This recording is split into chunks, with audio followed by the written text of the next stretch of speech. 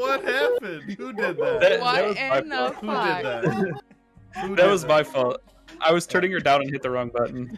That's totally my fault. I'm so sorry. Did you just I boot need me? that clipped now. Did you just Yeah. boot me? It was on accident. Eddie? Jake, you're still in chat. Can you mark that timestamp? Edward. for somebody?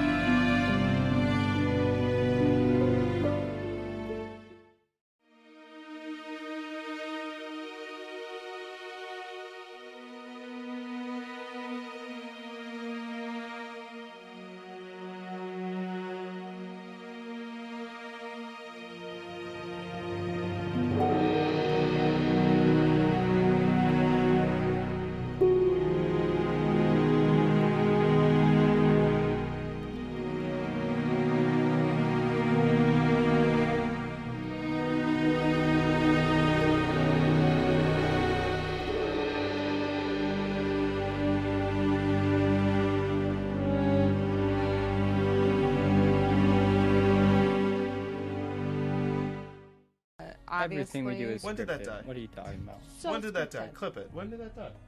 Fuck. And I'll say AV.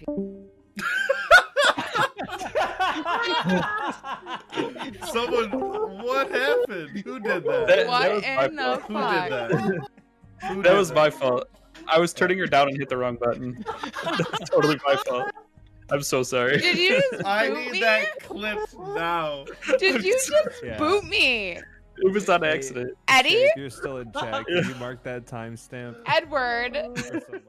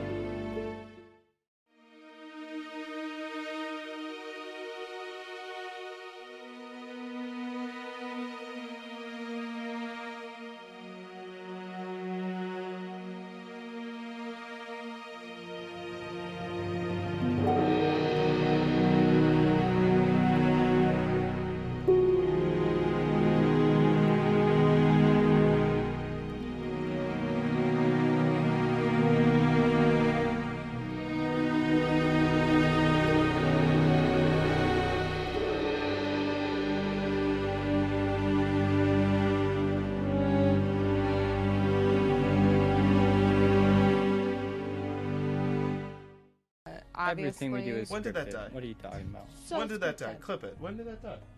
Fuck. And I'll say avian. Someone. What happened? Who did that? That What was my in the fault. Who fuck? did that? Who That did was my fault. I was turning her down and hit the wrong button. That's totally my fault. I'm so sorry. Did you just I boot need me? that clipped now. Did you just Yeah. boot me? It was on accident. Eddie? If you're still in chat, can you mark that timestamp? Edward. Or somebody?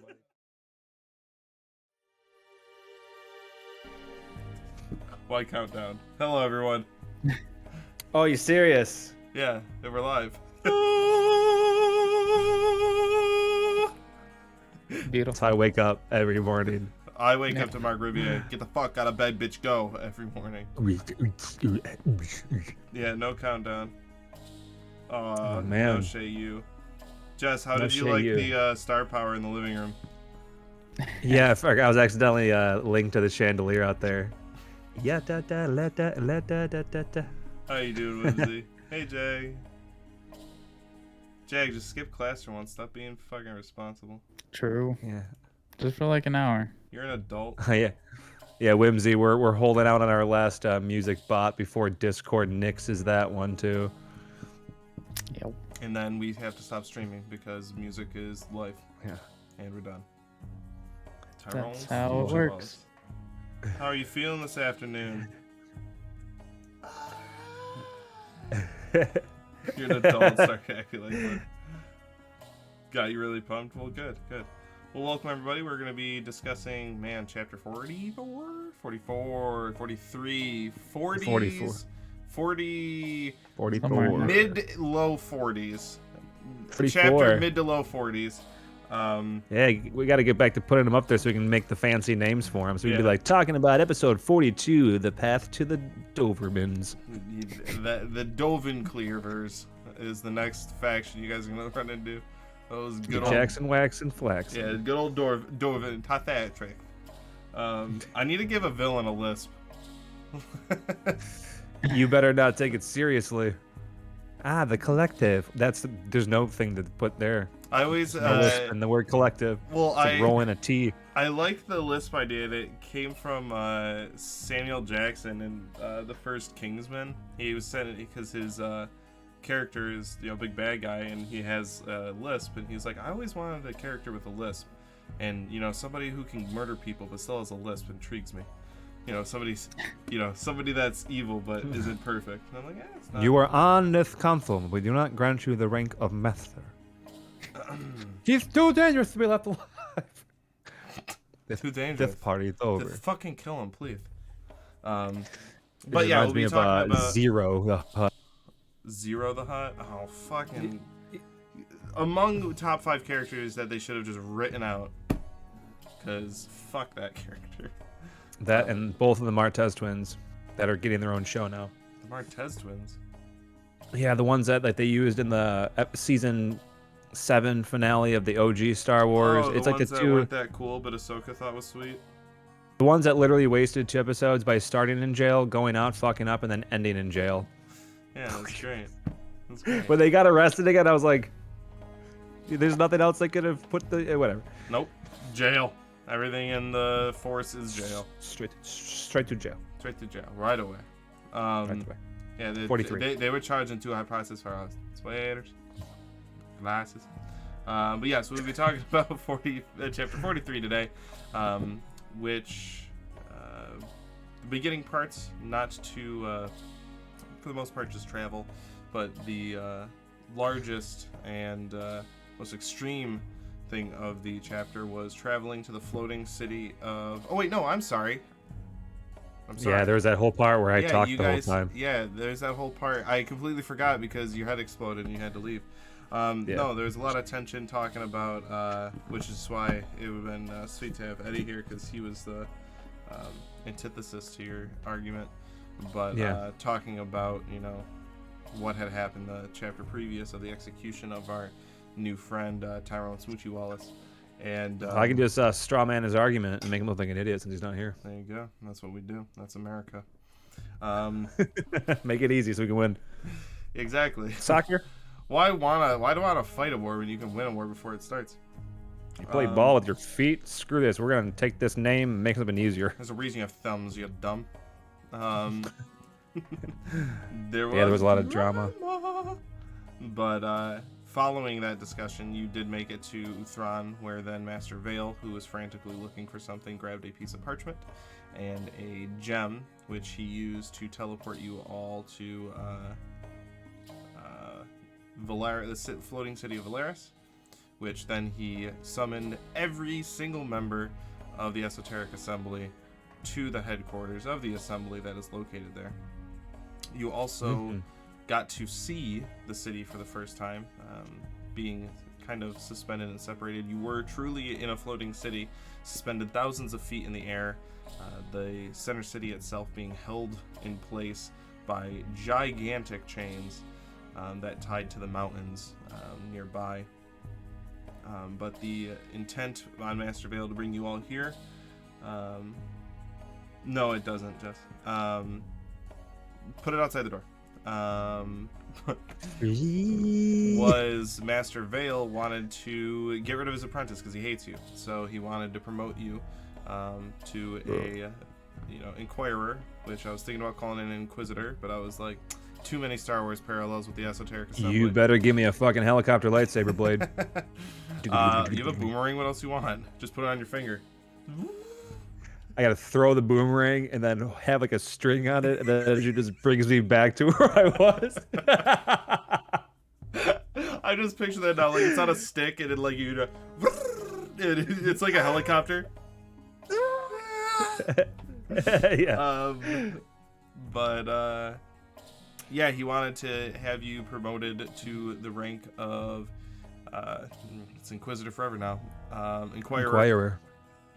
And also start an old tradition of starting the Inquirer exams, which were proven to be very deadly about 30 years ago, last time they did it, losing a few hundred apprentices in the efforts. But he suggested that they change what... I was just thinking of one of the bloopers in Anchorman when they're like, hey Brick, are you doing your annual golf outing? Oh no, too many people died last time. That's what breaks them. Too many people died last time. Master Vale proposed that instead of going alone this time, that the apprentices would be able to form their own adventuring parties to partake in the procurement of certain items. Collective. Yeah. Leisures. As well as you got to see Master Trixia for the first time. There might be a moment for you to speak to him in the future, actually speak to him, but you got to see him for the first time, which Master Vale says he has not even, Master Vale said he has not even been able to do. But afterwards as well, Miara, whose surname was revealed during the session, wanted to have a private conversation with Master Vale, who informed everybody of her surname, as well as Erden asking a couple questions prompted her to invite him along to said conversation. And that is where we left. Well, and as well as the party not looking very willing at all, even slightly, to want to help Ecclesias. Yeah, that really threw me off, you guys. What's her last name again? Gabagool? I'll send it back. Her last name was Baudelaire. Miara Baudelaire. Yeah. But to start off the episode, Jeremy, would you like to give your thoughts about the conversation in general that happened? It made sense. Like, even as a player, I liked the differing opinions on how to handle things. If we all did the same thing and we just yes-anded all the time, you wouldn't have your own individuality. So I like that Uridan has the Cord creed and did what he did. I also like how it's going to kind of create a rift with everybody, and how Ecclesias was trying to get them to realize, like, yeah, this was literally me 6 years ago, and I was in my master's shoes, so to speak, and yeah, none of you guys helped me, and but I think that nothing really changed with Uridin. I'm sure like they see your point, but you know when somebody's like, I see what you're saying, and then they give you that full capital lettered but I don't care. I'm gonna still think what I think. Not to say that I was bummed out about that. It's still gonna make for some juicy RP in the future. But I think we talked a little bit about it last episode, like after it actually happened with Boden or Jodan. I don't know if I've seen Boden. And also it was fun seeing Zio kind of give his thoughts on it. He's like, well, it's not that I'm speaking, I don't mean to speak for you, but just hearing how Zio interpreted it, because Zio and June were relatively quiet when it happened. So being able to have everybody have a chance to talk about it, I like that stuff. I like when the DM's like, hey, problem, and all the different brains are like, well, I have my own solutions, and none of them are technically wrong. So that's fun to see how that's going to play out. And I'm curious to see if you're going to throw in DM, if you're going to throw in another one of those things to see if there's any character change, not necessarily drastic growth, but just to challenge us again and be like, this is the same thing. But then Ecclesias kills him or something, and Erdin's like, see? Doesn't it feel good to just murder for no reason? But yeah. It kind of the way I think, since you just brought that up, the first thing that came to mind is to quickly synopsize. In an episode of the Clone Wars, there is this really bad political figure that a woman who is a devout pacifist wants dead, and a Jedi who can't murder. And they're like, he's like, what are you gonna do? You gonna kill me saying that you love this woman which you're not supposed to be, Jedi? Or are you gonna shoot me and prove yourself a cold-hearted killer and not a pacifist? And then Anakin out of the back stabs. He's like, what? He's gonna blow everybody up. And it's like that's the first thing I thought of. Like, it's gonna be another scenario where like everybody else is like, we can't. There's so many things that Ecclesias just boomerangs. He's like, what? He's going to kill me. Or something. That's the first thing that came to mind. But yeah, of course. He was going to touch the item, and I've been telling everybody, don't touch the things. Don't touch It's it. just the plot twist is it's Alar. You'll notice like Ecclesias's progression to like violence and fighting, because like at first I had like a boomerang that was basically like a kid's baseball bat. It was almost a toy more than it was like a weapon. It might have been for like, maybe knocking a piece of fruit out of the tree or something like that. But now it's like banded with iron to like, supplement its damage. And now it's just going to have like spikes on the end of it. And then it's just going to progressively get more violent. Sooner or later, you're going to have a giant boomerang that you ride. And you just... It has guns on the end of it. That you have mini boomerangs that you're just like... off the side. Just as you spin. Yeah. A Gatling gun and boomerangs. Do they all come twirling back and then load back into the chamber so you can shoot them again? Fucking eat it! As they are flying back. This Just a weird circle. vicious loop of boomerangs flying back into this cannon. Just keep sending them off. Oh my god. A subtitle under my tail, it just says maniacal screaming. It's canon. What did you think about it, Jay? About what exactly? We kind of got a little The boomerang minigun. The Boomerang Gatling cannon. gun. I think that's amazing. I want it. No, the conversation had about murdering that man. I think that it was pretty productive. It was, I guess, a chance for at least Zio to be like, Sorry, I don't- magic I item don't, the command word, let it rip. I think that it was a good chance for Zio to just, kind of say like he didn't know what should be done or anything like that, but more so he was just scared of repercussions if we were to let this man live. Whereas Zio saw not too many repercussions if we just killed this guy. I think that the dynamic between the party and definitely hearing what Ecclesias said will make Zio think more in the future if we come into a similar situation. yeah, I think it's good to have that kind of dynamic, and we're not all the same people. We're not all making the same decisions, and we don't all want the same thing. And I think that's important. Otherwise, it's just why am I here? You guys can make my decisions for me. Right. And, another thing I just thought of too is like, I know we make the joke about you aging and you're a middle-aged man, but like at heart, Zio's a kid. You're 20. Like, Yeah, no, he hasn't seen a ton of the world yet. It's not like right. the things that he has seen, you guys have all seen with him pretty much. So, yeah, he's a little bit scared shitless of the next step that he takes every single step. So he's doing what he can to try and protect himself and the party. Moving Protect himself forward. and the party, or protect himself and party? And the party. Oh, I didn't hear the. So they're just like, he wants to protect Oh. himself and party. I mean, yeah. kinda, but I had something to say, but I got really distracted with the smoking barrel. My little storyboard down there. Fuck, I had something to say.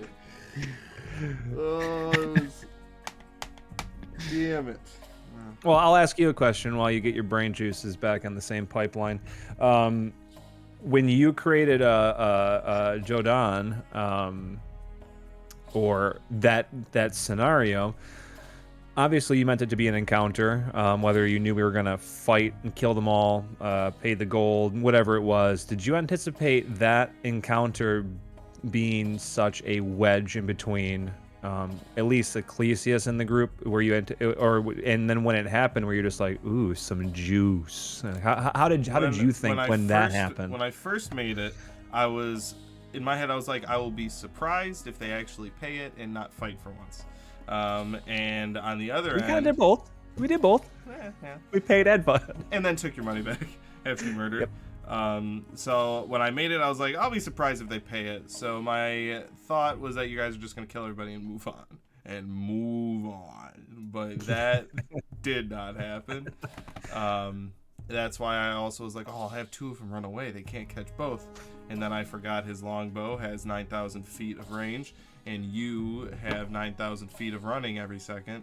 So, yep. And at least I'm not a fucking monk. well, so how I was originally going to do that too is I was going to give it like 3 rounds, and if you guys hadn't caught him by then, I was going to let him get away. So it wasn't just, all right, check again. I'd be like, all right, yeah, on the 3rd try to manacle him, he trips you, and there's a river with a broken log over it, and he gets the other side and kind of kicks the log into the water so you can't cry, or something. I would have came up with something. And then, like, you didn't catch him. And then the other guy... Those are tricky DM things to do, is like just a full-on chase in the woods. Mm-hmm. Yeah, so One thing is like that's they run into an airship and it gets away and you're like, oh, there's a chasm. Right. Like, yeah, like, so that's just why I keep was going. like, 3 strikes, you're out, but he rolled a natural 1 and you rolled like an 18. So I was like, he gets manacled. So, what's over 9,000? The range for the bow. Range. Oh, yeah, 9,000. No, his effective range is 300 feet. Well, his effective range is 600 feet with disadvantage. He has a plus 11. Doesn't matter. So he hits anything within 600 feet of him. I was gonna say, and this is Eddie's gonna hate me for this, but since he's going to probably some trash show, trash band, Trash I love Panda Man. trash band. You should, if he wants to like pin somebody, or I mean, like if you're just like, I'm gonna shoot the guy, it's like, okay, you're aiming for the torso. That's the biggest target. But then the idea Hey, of like, Beast, thank you for that resub for 8 months, brother. Thank you. boom, Poggers. almost a baby, Lay pog. almost a baby. Next month, you would have had Sleep With Us for a baby. I got cut off. That's Well, how you say it. Sorry. but yeah, like if he wants to pin somebody, it's like, I'm gonna shoot 300 feet at a moving target that's this big. It's like, all right, triple disadvantage until you miss. Yeah, the way I look at it this way is, and I also, like, it's fun to give you guys some sort of advantages in combat, but the combat is already so one-sided to you guys. unless it's like I really fucking throw a brick at you guys. So it's like if you guys like, it would have to be really creative. If someone's like, I want to shoot their foot to pin them, even if you were like a natural 20, I don't think I'd really afford it unless it was like such a non, you know, like this is not an important, you know, thing. You know, this is maybe you're fighting like a bunch of like a pack of wolves, like something like that, where it's like you guys I already know are gonna win. It's not a big deal, sure, but like you guys already have so many advantages anyway. So like with that, if someone's like, I'm gonna try to, you know, hit them 300 feet away, I'm gonna try to hit them right in the calf to stop him from moving. Longbows were never aimed straight; they were aimed at an angle. You're just hoping. So with that, I'd be like, you know, if I'm gonna give like a tactical advantage, it'd be like, man, he knocked both my weapons out of my hands. I have no spell slots. Can I grab some dirt on the ground and throw it in his eyes? It's like, sure, that sounds fun, and like, maybe creativity like that. He's blinded for a round, right? Yeah. But yeah, it's not like I pinned him to the floor with my one arrow shot and now he's fucked forever. I mean, even if you want to get really into the nit and gritty, since I've recently taken up archery, the idea of having a bow recurve long or otherwise, since we don't have any yield compound bows, although that'd be kind of dope, some steampunk compound bow. The idea of because an arrow can shoot pretty straight, hence the saying behind straight as an arrow. But Uridin would have to be a fucking beast to pull back like some 100+ draw bow to shoot it relatively straight. Because I mean, even like a bullet, you have to compensate for, you know, drag and all that, or, you know, and whatever you call it, like a just drop. So like, as opposed to like when you have an artillery of archers that are just kind of like, you know, lobbying into another group of people, I like to think that Uridin is actually just like a beast and pulling it back and like shooting, especially when he gets like that's what is it called, the Patriot arrow from Robin Hood, where it just like goes around and goes through the back of the target. Yeah, that's how I see it too, until he gets past that really far range, because 600 feet is what, 2 football fields? Like 600 feet? Isn't there 3 yards or 3 feet in a yard? Yeah. Yeah, so 200 or 2 football fields, and he like my mind is not like, yeah, you just shoot that bitch straight.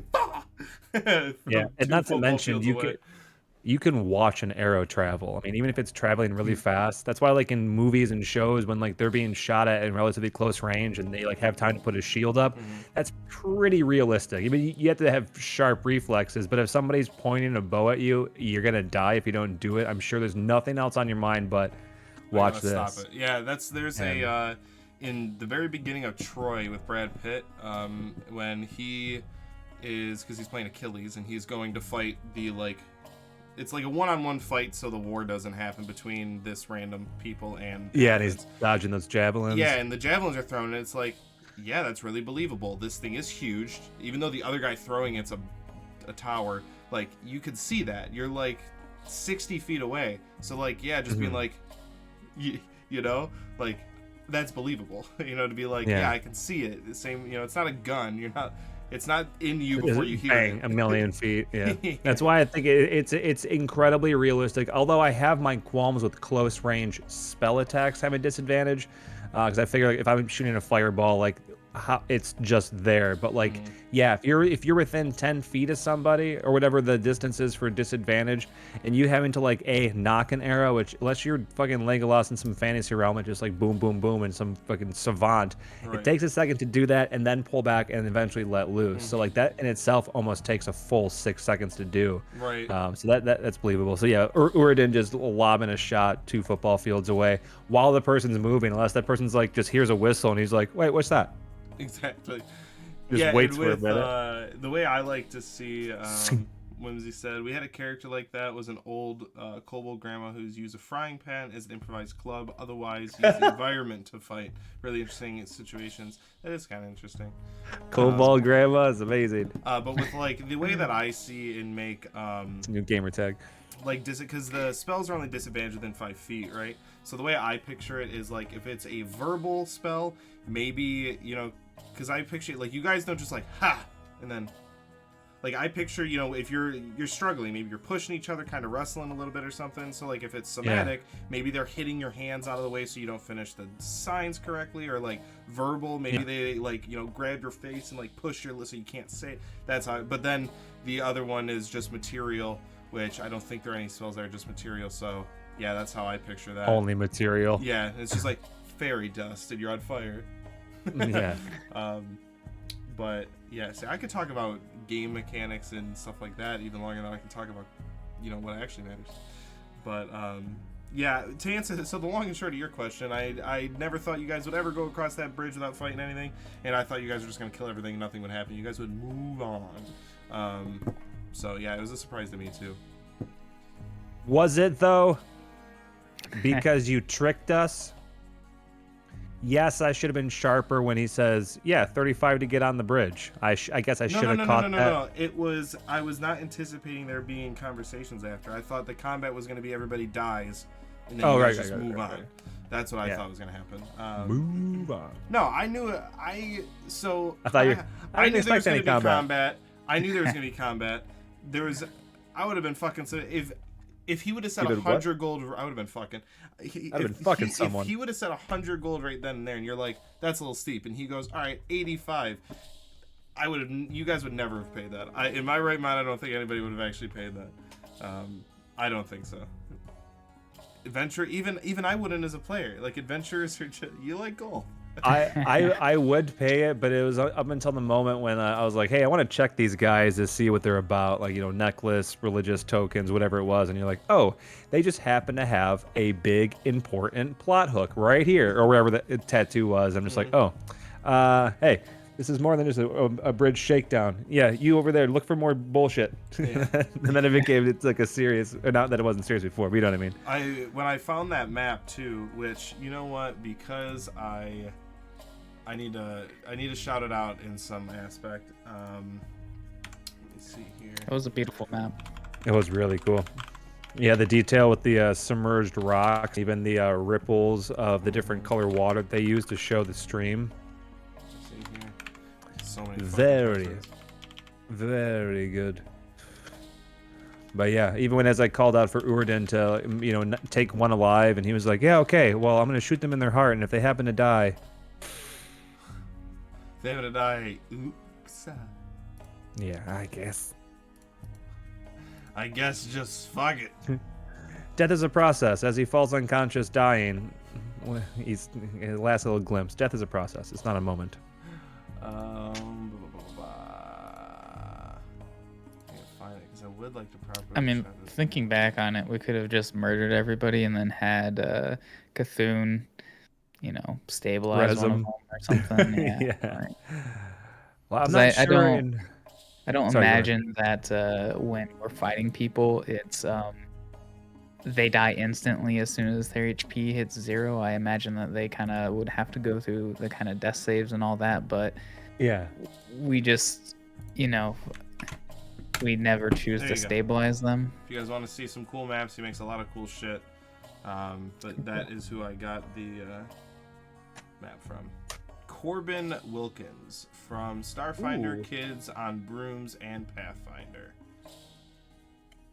So, It's fun on this mic stand. The thing comes off, so you can put Hide candy lights. in it or something. Yeah, it's pretty good. or yeah. Yeah, that's where I keep my candy stash. You know, just That's where I keep on my cocaine. But I think, I don't know if I said it on stream or off stream, but I also intended that combat, like, where it came from was that video I saw on TikTok of the guy trying to, you know, give the motivational speech of don't let somebody's 10 seconds of negativity in the morning ruin your entire day. And he was basically saying, if you got robbed, if you got 86,000 gold and someone took 10 gold from you, would you fester on it and chase them until you could finally take them down? Or would you I just don't know. move on because it's Ask- not worth it? And I was Was it- like, that's interesting. Well, we'll ask Jeff Bezos because he's a multi-trillionaire. He went to space. He was sad that nobody cared, and now all of a sudden, 2-day shipping is not a thing for most things that I want. So, just saying, they're chipping the vaccine. Hey, Just- man, I mean, isn't it I amazing have how he could give every also human noticed- human in the world $100 million? I know, right? And still have some left over. That's how math works, right? He can give Um, everybody $300 billion and still have $100 trillion. But any final remarks on the conversation you guys had? Yeah, Clesus is a pansy. That's it. Well, that's good final words. Too Yeah. bad nobody I else. have a lot has of said I have a lot of thoughts, but they'll come out this Friday for episode 44, titled "Zio Eats His Own Ass," it. forcibly by Ecclesias. It's a long title, but I'll have comments in the appropriate places. So, unless anybody has anything specifically to ask about, like going to Thrawn and stuff, is there anything you guys want to talk about there? Because I was probably just gonna move right on to the city of Valeris. But We don't need to talk about was Zio nice, seeing his parents again. Yeah, it was And nice nobody cares saying about your goodbye parents. this Yeah. time. Yeah, that's all that was. Yeah. No, no, no, no, no, So no, no. got that now. So I guess off the rip, what was your impressions, thoughts of getting to before we even talk about the city itself? But when you teleported into this kind of Ministry of Magic sense, where there, there's like 5 different portals where people are poofing in and out. What was all of your what was all of 2 of yours thoughts? We'll start with The Charms. we'll start with Charms, yeah. Yeah, it was kind of we're in another fucking crazy, weird, magical place. Like, it was. You just keep ramping it up, like, and coming into it, I'm like, all right, I'm just expecting something cooler than what was in New Thrawn, and And then I was you like, you like delivered, some you know? crack? You like You some know. crack? Yeah, um, like on that specific note, what I've been trying is like, yeah, things are getting steady and steady, but even if you look at where this is on the map, it kind of gives the whimsical look. Like the fucking ground is pink and there's a floating rock on the only fucking picture in maps. But are we all the way up there? I didn't Yeah. know where we were on the map. if you look at that map, there's a floating island, and that's where you guys are. But what I intended this area to be, the whole city and all of that, is like the stereotypical high super fantasy in Magic. Is because I don't have that really anywhere else. There's Gotcha. not really a lot of magic. There's not like magic shops. But I was like, I want there to be a hub, like one place that is over the top whimsical, and that's why I designed this place. Yeah, there was some serious whimsy in that place. Yeah. Huh. Sock puppets everywhere.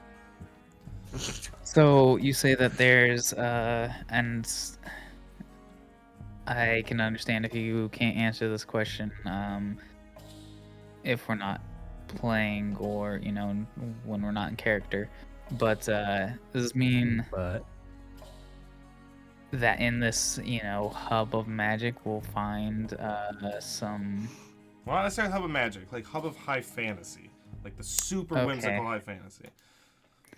But I know what Okay. you're gonna ask, and you are in the headquarters of the place that collects all magical items. So the odds of there being magical items to procure, probably high. That's what I was thinking, like not magical items necessarily, but I don't know like what else I'd be looking for. Maybe somebody who would be selling like scrolls of some sort. Yeah, those are all things that you could definitely. I'm hoping that you guys spend a couple weeks exploring the city, like 3.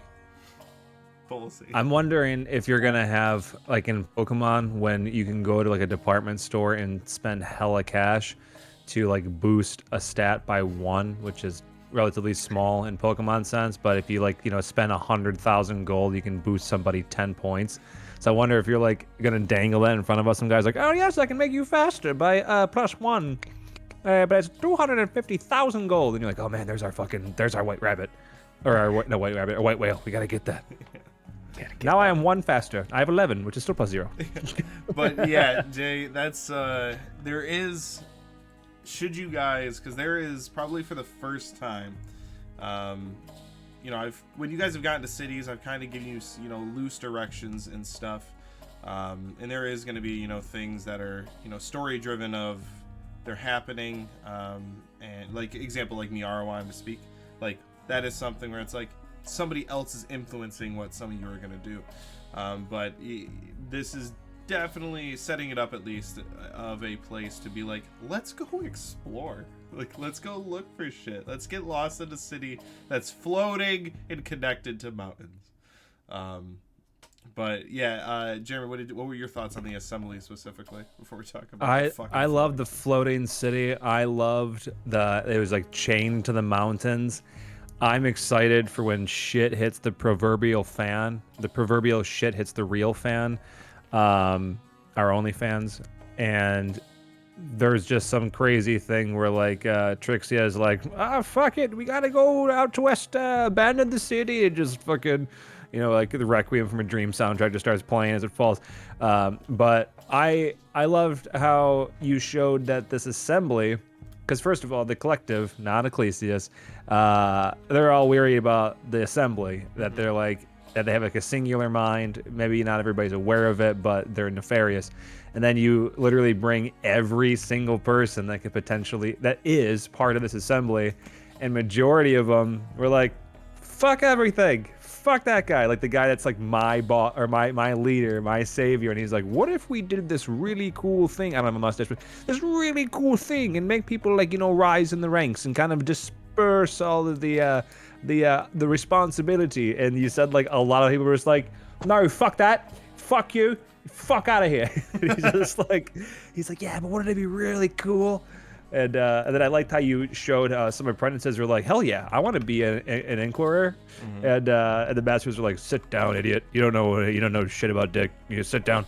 So I like that you showed that the assembly itself wasn't really, it was almost like parliament when my fucking British in the U.S. government is like, there's supposed to have like a whole idea of a common goal, but there's a bunch of people that have different ways of wanting to get there.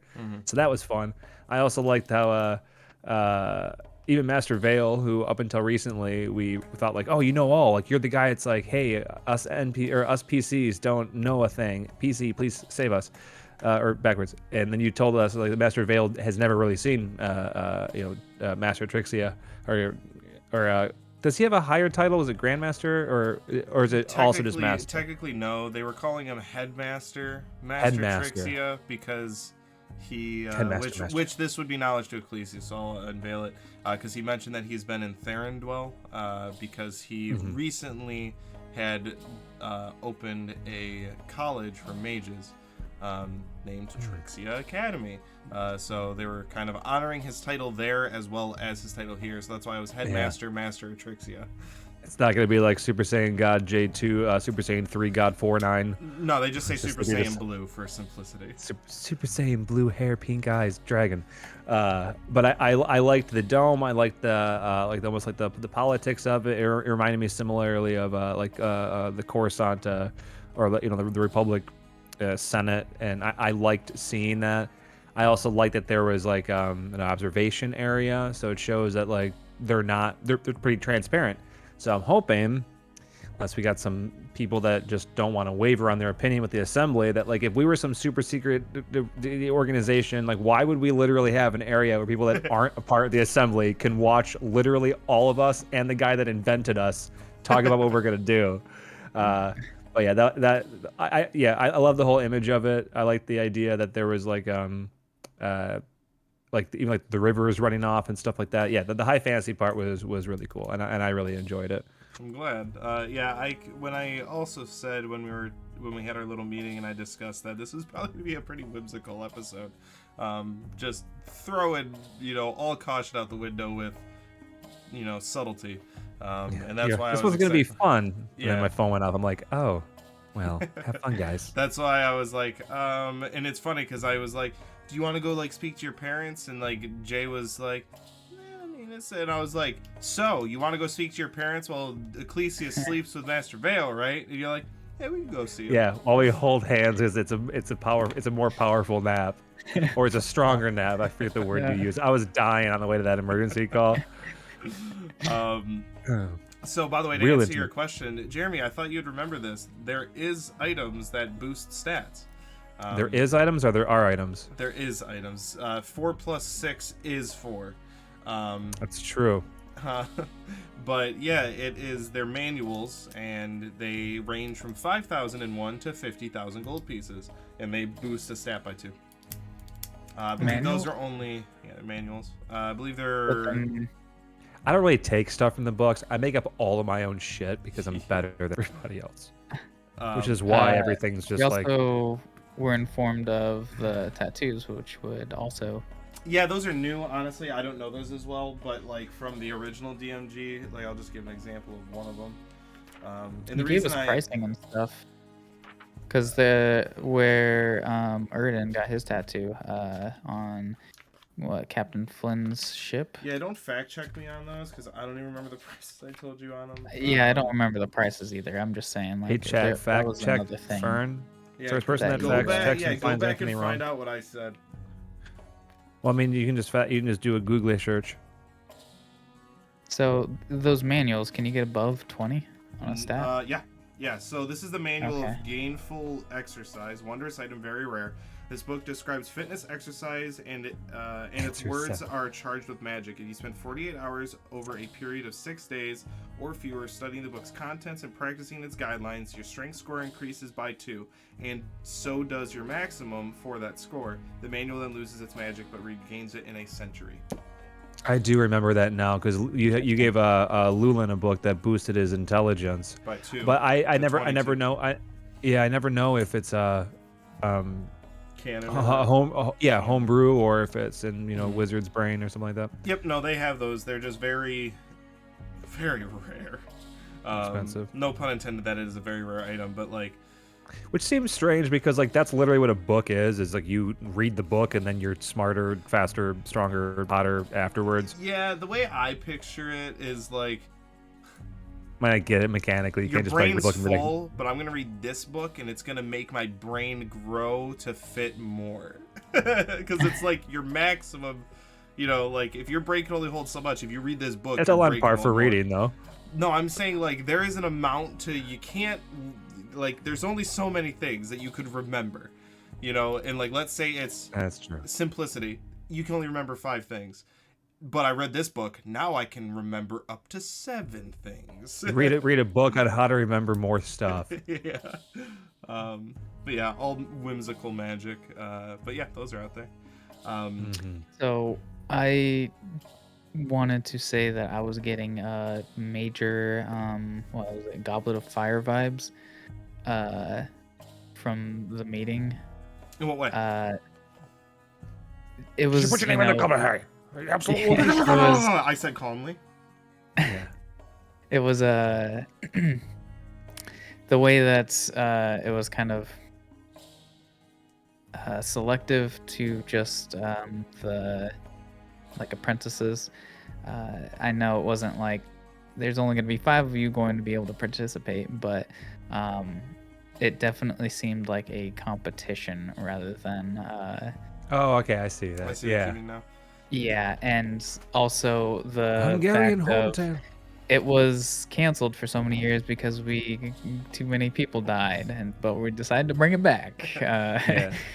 Very Do- Goblet of I Fire. was to say, do you want to know where I came up with the idea for the what my inspiration was for the Inquirer's exams? What? I thought you would Oh. have picked up on it.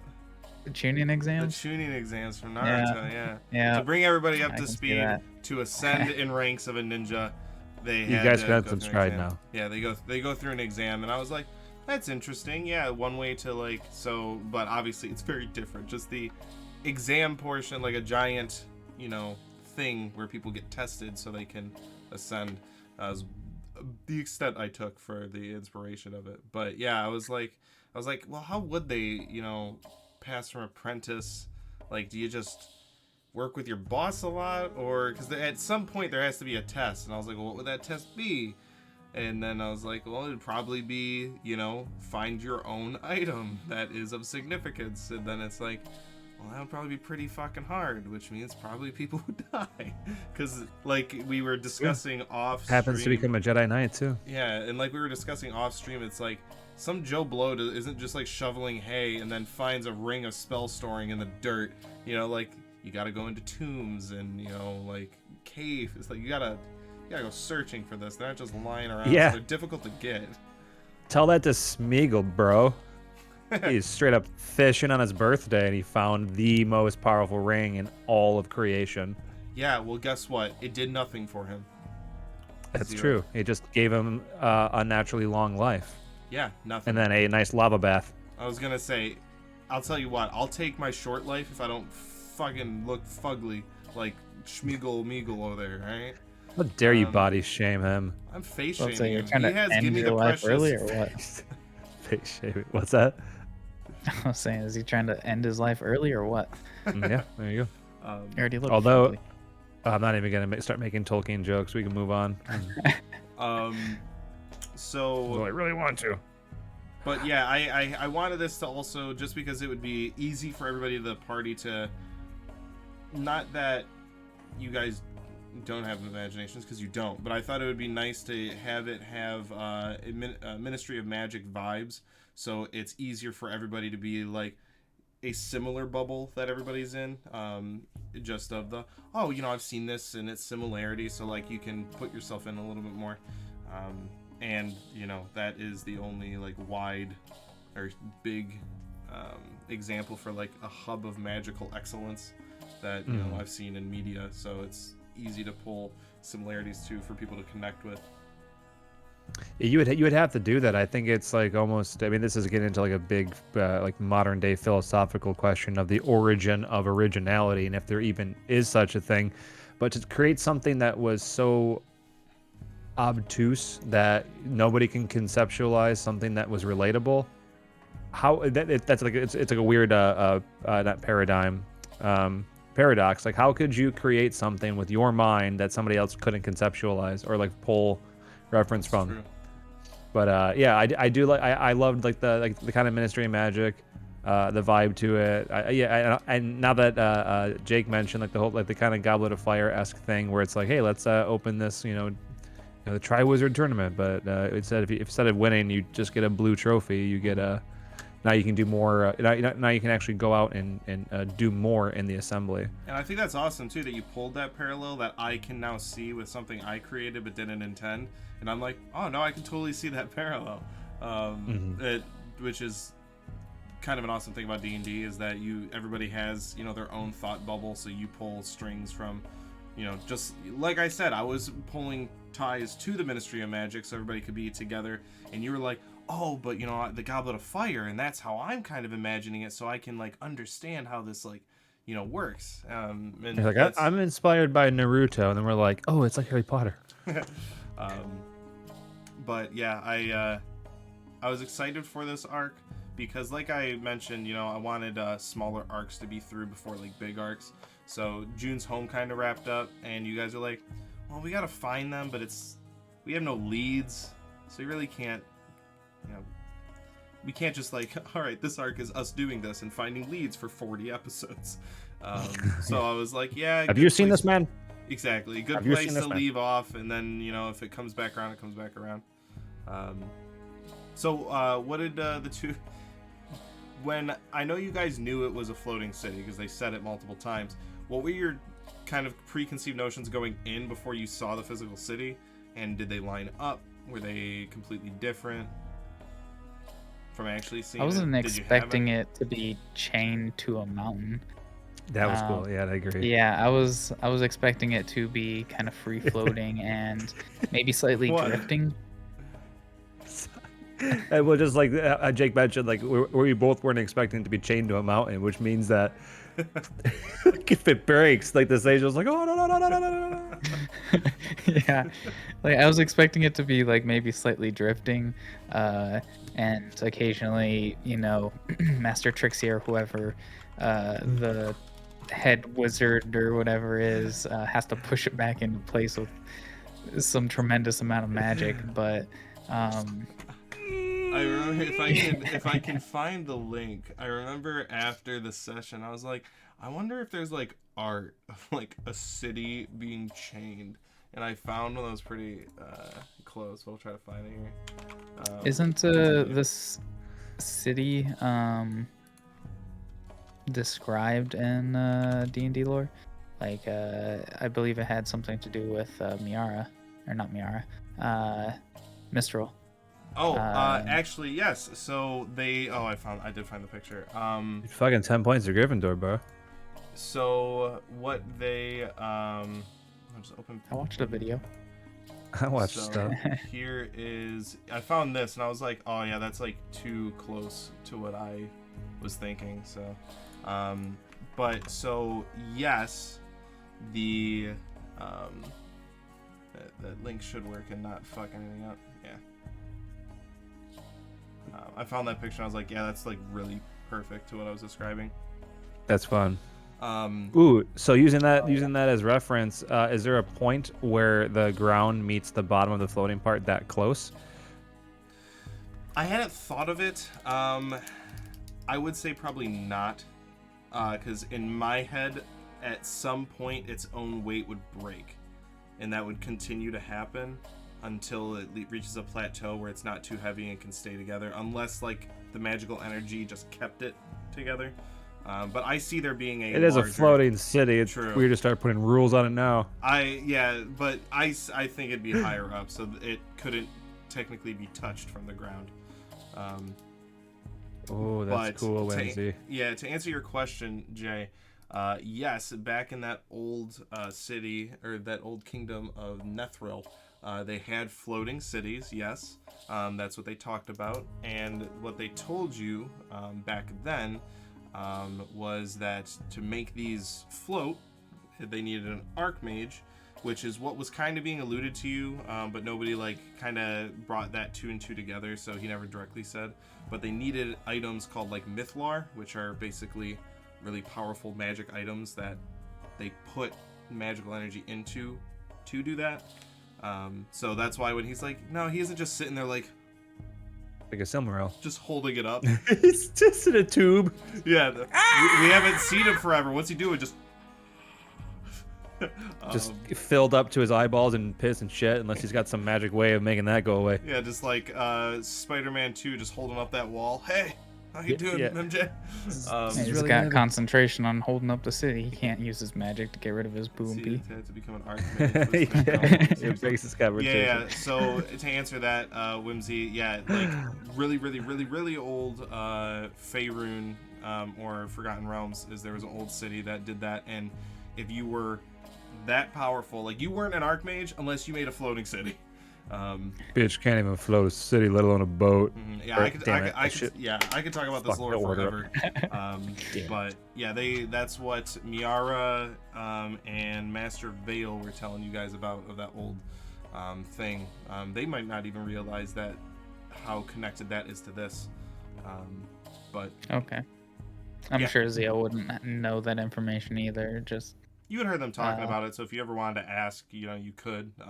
It wouldn't be like meta because you guys sat down and talked about it. I got a lot of Did questions she about mention- it for later. yeah. Okay. So I guess I'm getting timelines a little bit confused. So when we were talking to Miara and Master Vale about Mistral, there was mention of floating cities and stuff. Yeah, so the original goddess of magic was Mystra, and there Mystra. was that was back when like farmers could cast cantrips, like they had, Poor people? Yep, exactly. But that's how anybody could study any type of magic. So you could have a cleric casting, divination, wizard spells, and there was no secular nature to it. And magic was everywhere. From shoes that stayed clean all the time to people creating volcanoes out of mountains. So it was really wild. And then one guy tried to mantle the goddess of magic, just to keep it simple, try to become the goddess of magic, and then when he did, he gained omnipotence and was like, oh, I can't do that because she's constantly repairing everything that we're doing, and without her being here, we're all dead, which is why all the cities fell. And then That's how it sounds when I go off on Tolkien, because this sucks. yeah, it is. I'm just teasing, of course. That's fun. But yeah, so when the original goddess, when right before she died, she killed herself and made a new goddess, and then that new goddess was like, all right, fuck all that bullshit, you need to be a wizard, a sorcerer, whatever, you can only study this, and you can't go higher than 9th level spells. No. And now ever since, the millennia that has been since then, that's how magic has been. So yeah, I guess my question was That's fine. we were having that conversation about the ancient lore and stuff like that, and there was mention of floating cities. Mm-hmm. But then we got told about why am I blanking on the city's name? Valaris? Yeah, Paris. Valaris. Paris, yeah. Yeah, then we got told about Valaris, and I was kind of thinking that those were two around the same time, and yeah, I think that Zio definitely would have made Yeah, a connection there and been like, hey. Yeah, you can definitely bring that up. I wouldn't see that as meta if you want to remember for the future. But the only difference, and one thing that you'd probably Zio would remember too, is the kingdom of Nethro was a kingdom. It wasn't like a city. Gotcha. So that's why it was like there's dozens and dozens of archmages that have lifted cities literally out of poverty. That's also why they described it as everybody up there is really rich and everybody that's not floating is really poor. Okay. But I was going to ask you about that, but I figure we can wait till the session because Ecclesias would want to know that. Yeah, either way, if you want to ask it here. Ecclesias hangs with the hoi polloi. He's not with the I almost said pill popping, collar popping, hoity-toity boys like fucking shiny green boy over here. That literally gives us away on the road. Like, hey, these idiots got money because that guy. Yeah. He walks like he is rich. Just walks around like he has a bunch of knowledge, just noodling around. But yeah, so that would be the biggest difference that you'd probably be able to already have in your head, is that this is a city versus a kingdom full of hundreds of these.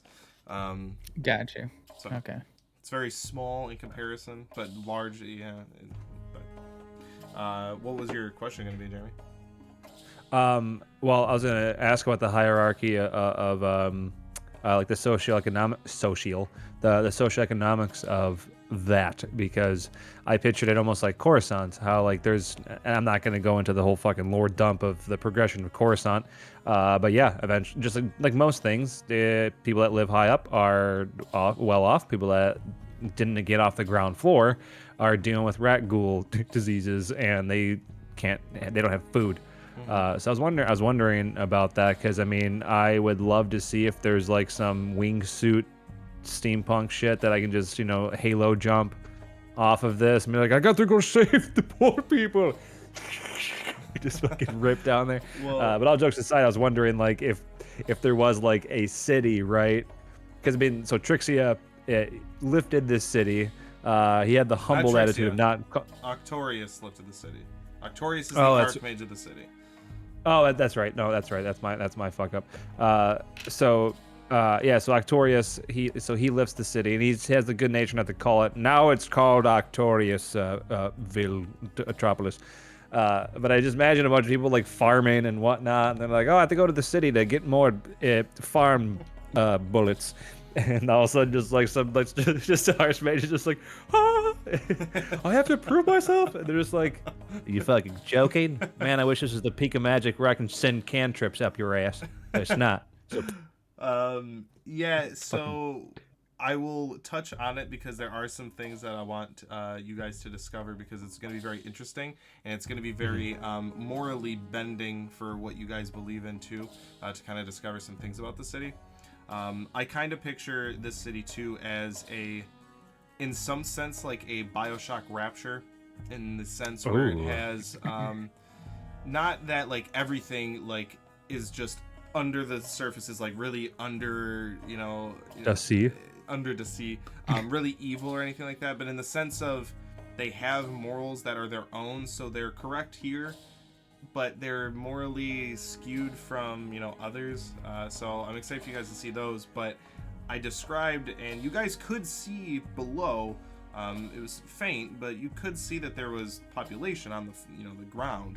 And then I also described, because you asked if there was water, these waterfalls, eventually they disperse into droplets, and I described that it's like everything beneath this city is perpetually Constantly raining. rain. Yeah. So it's like, metaphorically and literally, the city above is just raining, down on the city below. Yeah. Why don't we move? Why don't we fucking move? I would like to see there is hierarchies. Yeah, there are. Well, yeah, you you'll John Cusack would love living there. Yeah, you guys, I'm excited to see the hierarchies there, to see how they differ from Hierarchopodes. even Uthran, which has most of their city being pretty posh. You know, that's why I don't remember the exact number, but I'm pretty sure I said this city's 2 to 3 times the size of Uthran or Solaria, and it is more opulent than, you know, Uthran. So it's floating with magic people taking up their entire own floating island. So magic procurers. I was gonna say that's another thing too. Is like I mentioned some episodes back that not everybody that's in the assembly is magical. You could be a ranger and be part of the assembly. And so what? Yeah, that makes sense. What? But that means they suck. It does. They're not as good as you. That's my. That's like that face makes me look like I'm fucking plastered. It's a suck. But yeah, I'd say on the whole, probably about 90% of people are probably magical there. But the Esoteric Assembly itself doesn't. You don't necessarily need to be a spell slinger to work there. Yeah, it makes sense, especially if you just have like a nerdy scientist type or like an Ecclesiast type that doesn't fight, and you just bring some huge brute with a Morning Star. And yeah, I also showed you guys with like the bridge leading there. Like there's also that was just a little bit of a tease to, you know, steam powered, you know, what's the right word? Steampunk, technomancy. Yeah, maybe. I guess I don't really have the correct word, but things that have been built, that mechanical things. That was kind of a little introduction. I also tried to make there was also the parallels because I was talking about Rapture, and Rapture has a lot of Art Deco designing with it. That's why I also brought that to like the assembly, where a lot of their brass work there was very Art Deco. So you know, I try to bring parallels with that as you go and Google what Art Deco looks like. Yes. I'm just wondering if,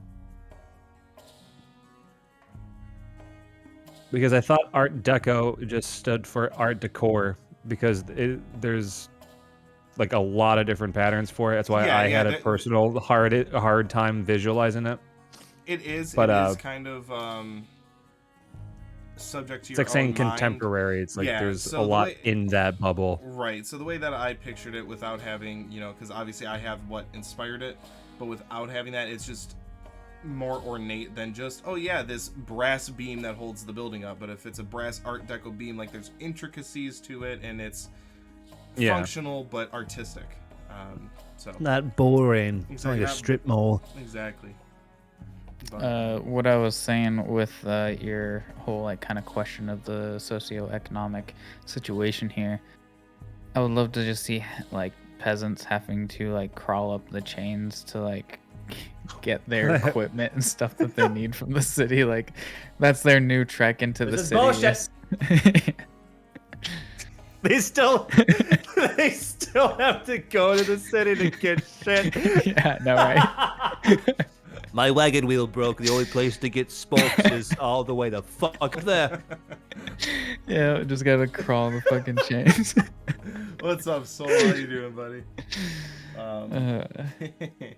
Yeah, That's bullshit. there will obviously be some things that I'll be laying the groundwork for if you guys choose to explore the city and look for those things. But yeah, there is a lot. I honestly think if I chose that, I could probably run a whole campaign in the upper and lower city alone, like kind of That'd be like cool. what's like Waterdeep.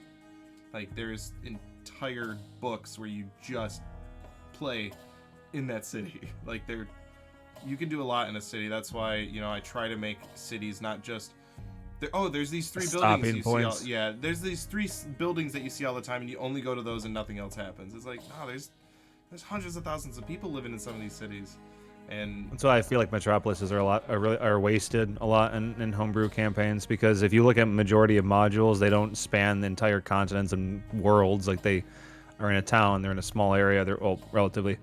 So like even in some of the stuff that I like to play in, it's if you're stopping to get some stuff, yeah, it's like a small town that might have like a general store and that's it. Maybe like an inn. If you're going to go to a city, you're going to spend a lot of time here, as opposed to just like, oh, let's go to this gigantic city with maybe 100,000 people, or if it's like crazy big for a fantasy world, millions of people that live in this city, and let's just go to the same place, a tavern and a general store, and Right. Yeah, the way, I mean, even with, with how large the city is, like 3 times the size of Solaria, you guys could go to a new tavern every night and probably not go to the same one for like a month, Yeah. Yeah, that's kind of what I was thinking. Like, even in Solaria, like, it's absolutely silly to think that there's a general store. Like, there's going to be like 20. You're like, yeah. 9-story Rite Aid. Yeah, and if there was one, do you realize how long you'd have to wait to get in? Yeah. It's like the Nike store in Chicago. It's Yeah. like triple decker stack. Yeah, it's just, I wanted there to be, and Jeremy, on your sentiment where you're like, modules don't span entire continents. I don't intend for me to set things up where it's like, hey, you have to go to the other side of the continent to do this thing, unless you guys have your own ways of getting there, because I like having it not, that's also why I made the continent huge, where it's like, if you guys walked from Uthran to Valeris, it would have taken you guys better part of a year, of getting there. Like, that's a huge continent, so. That's still like, what, halfway across the continent? Let me pull the map back up, but... Yeah, it's about Which you can halfway. see in our open Yeah, a little bit Discord. more If you're than ever half. curious about the layout of Falbion, just hop into that Maps is Discord, not go to public. Maps. Nope. Maps is not public, and we haven't put it on our Instagram, so get fucked. Fans, Have we not put that on our Instagram? We need to put that on our Instagram. we have, but it's just, we Okay. gotta be like, zoom, enhance, Yeah. enhance. But yeah, I'm Kevin, really upload excited that. for you guys to hopefully explore. And if it isn't obvious with how they were describing these exams, was they were like, yeah, we're gonna take some time to figure out how we're gonna do this, and then we'll get back to all of you. Kind of prompting also the inclusion of Nick's character that's gonna be coming in. And also trying to figure out if Zio feels like it. Yeah. What is that? Let's talk about that. I was waiting for that to come up. So what are we No, talking? it was- We talking fat ducats, stacks Yeah. of clams. So no matter Who's the what, guy Zio was gonna help Ecclesias, and it's not like Zio was like, if I don't get money, then I'm not gonna. You guys can go do this if you want, but I'm gonna chill here in this cool ass city where I definitely belong because I'm rich. I liked how you played that though, because even though Zio's like, yeah, I got your back. Shut up, cat. I just want to know, like, what am I getting too? Like, I'm helping you up, but you're getting experience. That was how I wanted and Zio wanted it to come off. I was hoping that Ecclesias wouldn't take it that way, but I wanted it to come off to Master Vale that way of like, hey, you want your apprentice to I can't say the fucking word right now. Secede. Yep, secede. You want him to get the fuck out of here, right? Succeed you, right? And Yeah. Let us help him so he can fail. If you want him to succeed, there we go. What do we get out of it? Hopefully, and that's why it was. Hey, you guys have a lot of Electrum. You can spare some Electrum that'll help the entire party out, and that's kind of more where Zio was getting it from. Was I don't need you to pay me a bunch of gold, but like if you can give us some extra stuff that would help us in this task, or after the task, like. Heat-seeking missiles, invisibility. Yeah, where's my items. Apache helicopter? Where's my Black Hawk? Missiles and machine guns. But yeah, it wasn't. It was meant to be kind of directed towards Master Vale of, hey, like you should compensate the rest of us and help the party out. That's And how it wasn't. I feel that way. Yeah, it wasn't. It wasn't. I was hoping that Ecclesias wouldn't be like, "Hey, if I don't get paid, I'm not gonna help you, bud." So here's my. You weren't the only person that was like holding out though. Yeah, here's my thought: is if we go back one session from last, you To all 42. exactly, you all decide to fight these people on the righteousness of maybe Grandma comes across, out even thinking. Okay. Stop saying you guys. I didn't want to. You didn't, Exclude you didn't me. want to murder all of them, but you initiated the combat. Defended myself. But going on, even if we excluded Ecclesias from that, y'all wanted to protect Little Miss. Maybe Grandma comes by. Little Miss Baby. I love that. That might not even come by, right? Without a second thought. What if a grandma But- just gets murked by these 9 guys? But your friend, who has been given an opportunity, without saying yes first, y'all were like,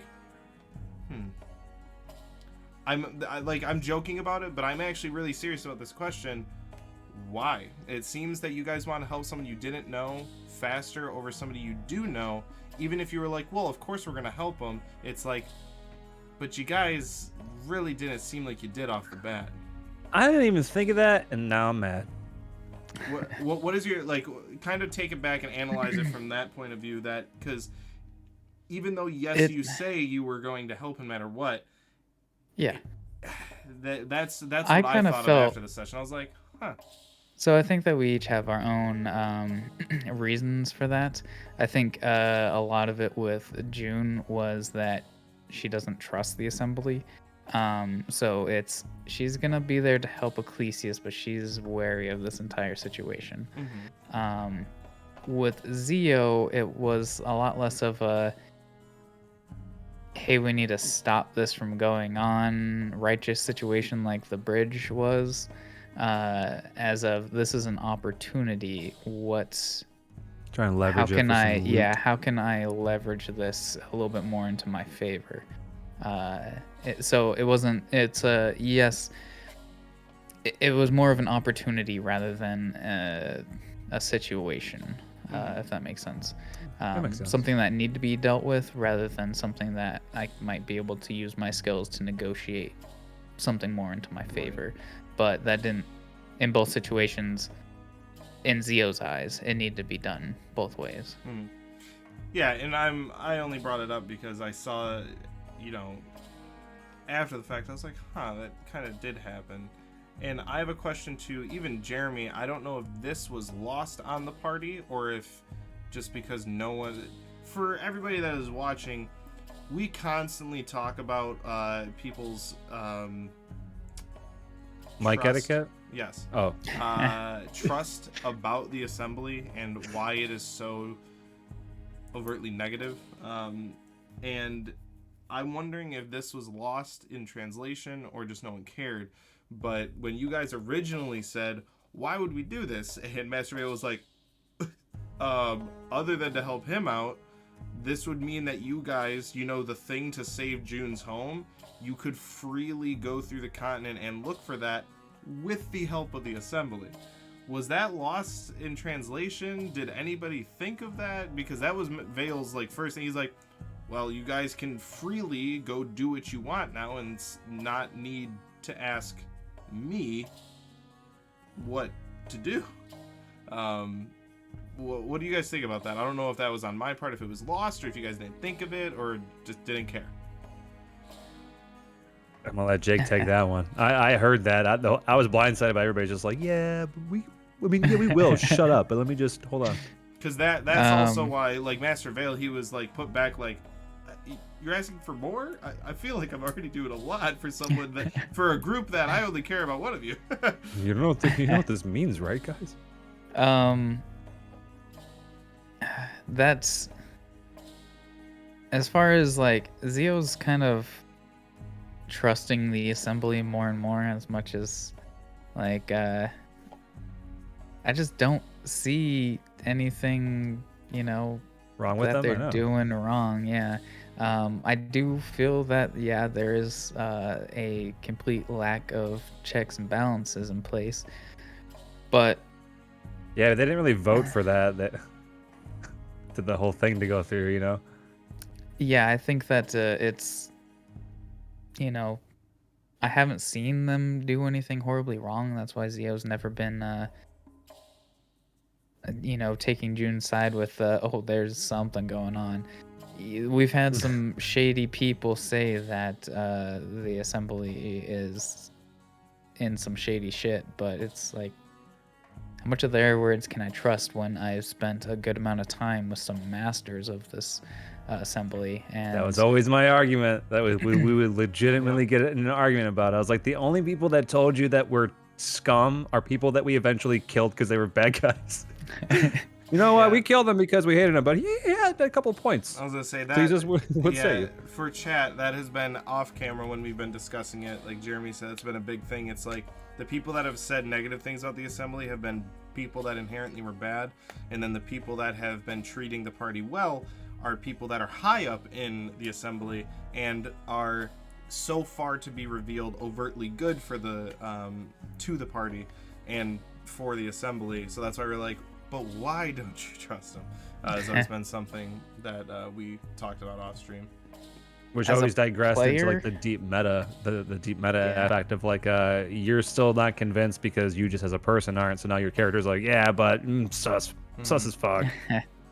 Yeah, that's why I think Zio is definitely leaning a lot more towards things are probably not so bad in the assembly. As a character, there's some shady shit that's gonna get revealed at some point, and I have a feeling that it's going to be a small sect of the assembly that's been kind of operating under the banners of the assembly for the clout, for lack of better word, but just to have that kind of infamy behind them when they're dealing with other organizations, Kind of like a such dirty as- cop where it's like, you can't kill me, I'm a fucking federal agent. You know? Exactly, yeah. So I think that there might be a small sect that's dealing with some, like the Black Chalice and the Bureau. So I think that there's going to be something that's going to get revealed at some point, but I do. I feel love that's minority. That's a. See, if you're ever wondering if we have any imagination, Fern, there you go. There was just there's a big old story full of a lot of imagination, of a lot of somehows and somewhats and maybes. I think Yep. that the Vunra Estates is running a butler militia that's gonna eventually take over Falbian and then fart it into the ethos. I just somehow. I think there was a period of time when we were dealing with the war between Uthron and Slayer. I was like, is my family gonna be the bad guys? Like, there's a of course Zio would never think that, but All right, so I have a question, because Zio kind of pointed out that there is probably some shady things, and what it made me think of is the conversation between Ecclesius and Master Vale. I don't remember what episode. I think it was late 30s, or what chapter, when you were talking to him in the alleyway, and there was a lot of parallels of being disposed, and or deposed, separate, opposite sides, with the rain coming. Compost. Opposed? Opposed, thank you. no D. Like with the the compost. waterfall that was kind of between you, and then when he crossed over to have a conversation, just like that happening. But you asked if there's a part of the assembly, if there's like a bad part, he said, I don't remember the exact wording, but something along the lines of, when he showed the shadow, right? Every bit of light, there's always a shadow cast. There's always going to be darkness. Do you, as as Jeremy, and then as Ecclesius, do you think that he meant it that way, where it's like, yeah, there is some shady shit going on in the assembly, can't probably tell you about it, but there's always going to be darkness. So even if we're perfect, there's going to be someone out there that's evil. The way that I, Jeremy, feel about it, it sounds so fun. I'm an influencer. The way I, Jeremy. Next stop, blue hair. Is that it's like law enforcement. Law enforcement, like the organization, it's there to do a good deed. You have people, and this might be controversial, you have people in law enforcement that for whatever reason they're not living up to the standards that we want law enforcement officers to uphold. That doesn't taint the entire group, because the goal of that group is still good, just to keep it simple. That's how I feel about the assembly, that there's at least, maybe a few hundred people. It wasn't like thousands and thousands of people, but a few hundred. And even if they're all gathered around a singular idea of trying to regulate the usage and distribution of potentially fabric of space altering items, that some kid can be like, what's this? I wonder what, and then just, the earth gets split in half like a gobstop. And then, then you could infer from that, like those policies, that, well, if anybody has an item, regardless of its level of power, that they can just kind of come snag it, put a price tag on it, and sell it to the highest bidder. And I do see that. And Ecclesias understands that too. It's like, but if it wasn't already apparent that Ecclesias believes in the light side of things, because he's already dealt with majority of his life being in, darkness. And he popped out of it, which is why the thing to bring it back full circle, why the thing with Jodan was so heavy for him is because, like, he saw that split of like where it could have went wrong. So with the assembly, Jeremy and Ecclesias are like, right on, assembly's good, even if there's a third of these people, they're not representing them. And I know that's like a no true Scotsman fallacy, like if you don't do what we're doing, you're not a real assembly member. So it's tricky, which is why I like the stories that you're telling with these groups, is that it's not so easy as like the people that are wearing blue are good and people that are wearing red are bad. So we'll see. I'm just hoping, and I'm warning you, DM, that if this turns out to be one of the major cogs in the wheels of evil, the campaign from here on out, I'm not going to make a hopeful character because I know you. But right now, I'm still being Ecclesias / Jeremy, that I hope that there's good stuff in the world. Okay. Well, just to begin wrapping up, in terms, what do you think the conversation, before, Erdin mentioned anything to Miara about her surname, she wanted to speak to Master Vale. And seemed, she kind of, when she walked in, she was fairly dismissive of everybody except for Ecclesias. She congratulated Ecclesias and then said, hey, Master Vale, I want to speak to you. And then was going to leave, and then, June went and hugged her, and then she hugged June, and then said goodbye to everybody. And then, Erdin said, hey, your name, and she's like, why don't you join us on that talk?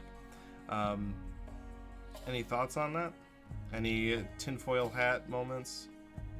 I'm gonna be honest, I don't remember all the intricacies in that conversation. I knew that, like, Erdin knew that they were a part of some not so awesome things, but then I thought that Miara had like a relatively reasonable response, like, yeah, but that wasn't me.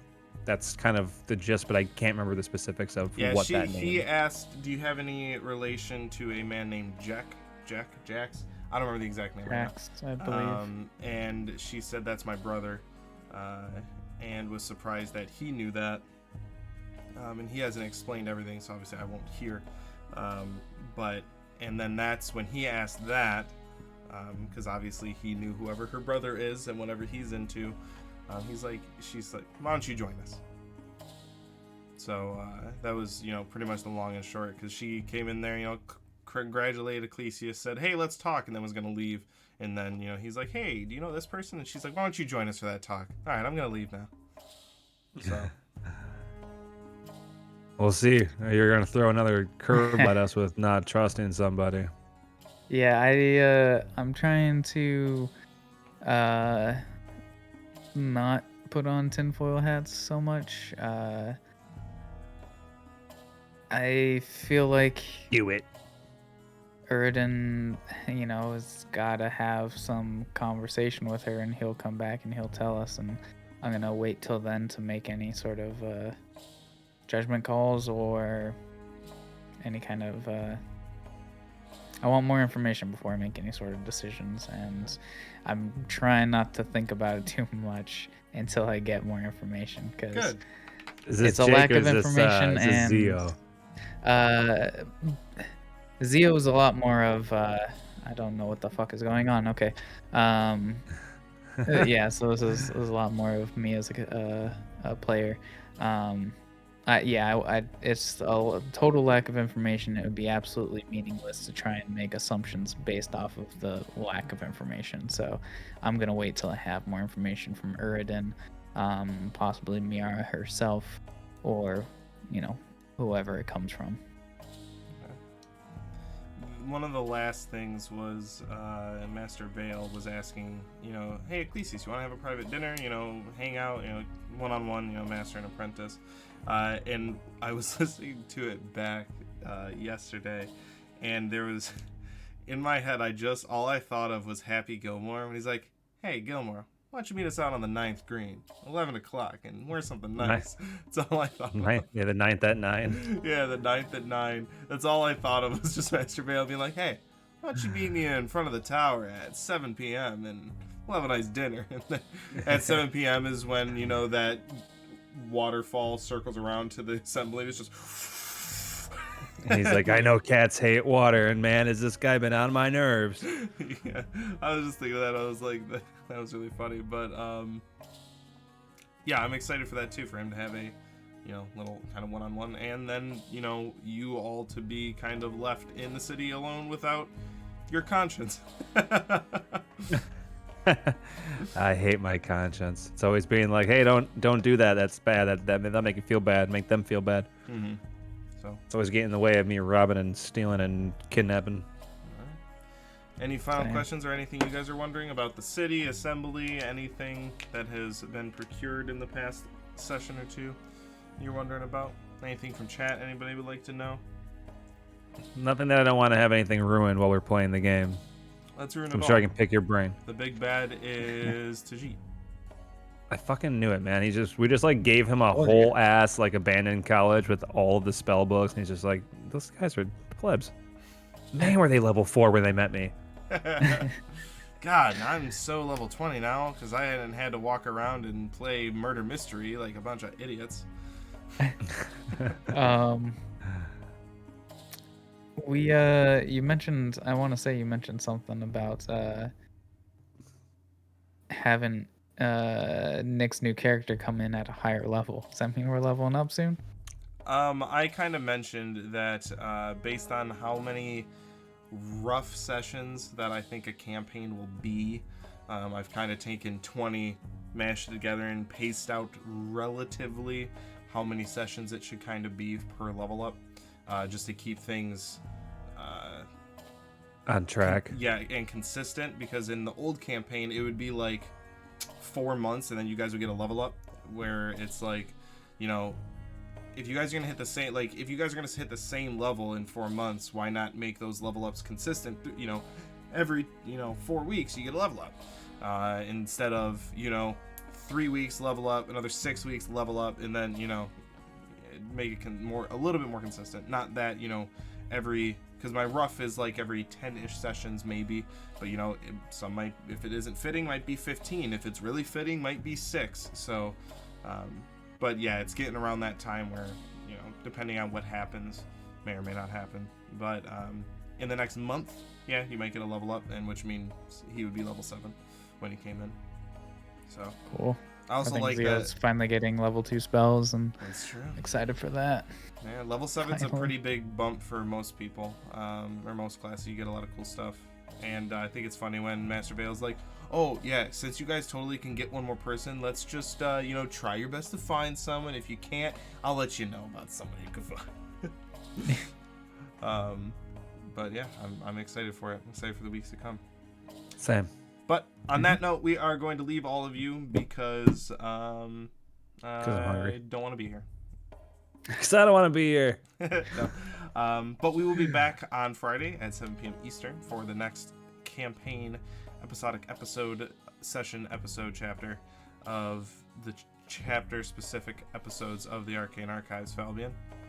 It's going to be almost mid-40s. Chapter almost mid-40s. Chapter almost 45 and just past 43. Exactly, but not 46. The whole thing. Oh, God. You're welcome, Whimsy. Thank you for hanging out, Soul. Thank you, Shay. Look at those see you, J emotes. Charms.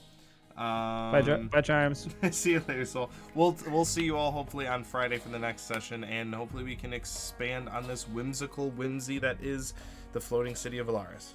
The serious whimsy. 66 only. Take care, everybody. Much love. See you Friday.